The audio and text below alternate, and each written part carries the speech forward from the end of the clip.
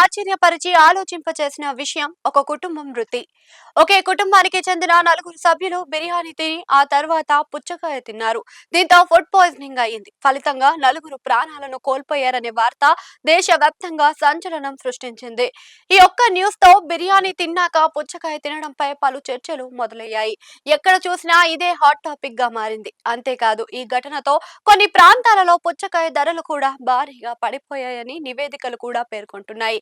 అయితే ఆ కుటుంబ మరణానికి అసలు కారణం బిర్యానీ తిన్నాక పుచ్చకాయ తినడం కాదు అని ఫోరెన్సిక్ టెస్టులలో విస్తుపోయే నిజాలు బయటకు వచ్చాయి. ముఖ్యంగా వారిపై విష ప్రయోగం జరిగిందనే వార్త ఇప్పుడు కలకలం రేపింది. అసలు విషయంలోకి వెళితే ముంబైలో మొబైల్ యాక్సెసరీస్ లో దుకాణం నడిపే 45 సంవత్సరాల అబ్దుల్లా డొకాడియా ఆయన భార్య వారి ఇద్దరి అబ్బాయిలు శనివారం రాత్రి బంధువులతో కలిసి మొత్తం 9 మంది మటన్ బిర్యానీ తిన్నారు.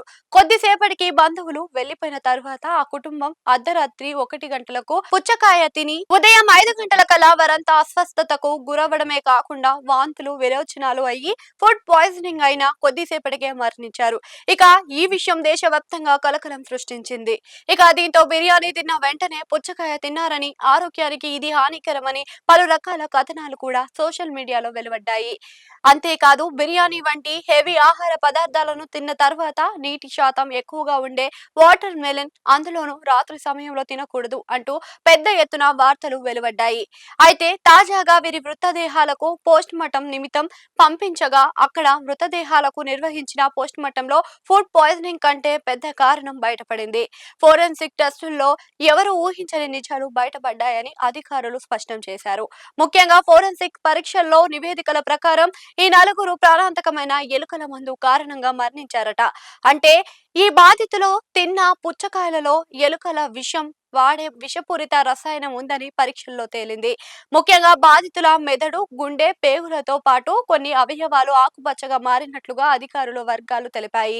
అయితే వారి శరీరంలో జింక్ ఫాస్ఫేట్ ఉండడం వల్లే తక్కువ సమయంలోనే వారు మరణానికి కారణమైంది అని వైద్యులు తెలిపారు. అయితే ఈ రసాయనం ప్రమాదవశాత్తు పుచ్చకాయలోకి చేరిందా లేక ఉద్దేశపూర్వకంగానే ఎవరైనా చేర్చారా అనే కోణంలో అధికారులు దర్యాప్తు చేస్తున్నారు. ముఖ్యంగా మరణాలు సంభవించిన వెంటనే కేసు నమోదు చేయగా ఫోరెన్సిక్స్ నివేదికలో ఈ రసాయనాన్ని ఛేదించి ప్రయత్నాలైతే చేస్తున్నారు. మరి దీనిపై ఇంకెన్ని నిజాలు బయటకు వస్తాయో చూడాలి. అయితే ఈ విషయం విన్న నెటిజన్స్ మాత్రం ఆహార పదార్థాలపై ముఖ్యంగా పండ్లపై రసాయనాలను అధికంగా వాడడం వల్లే ఇలాంటి పరిణామాలు చోటు చేసుకుంటూ ఉండవచ్చు అని ఆ కోణంలోనే తమ అభిప్రాయాలను కూడా వ్యక్తపరుస్తున్నారు. ఏది ఏమైనా ఈ సంఘటన ఇప్పుడు పెద్ద చర్చకు దారితీసింది.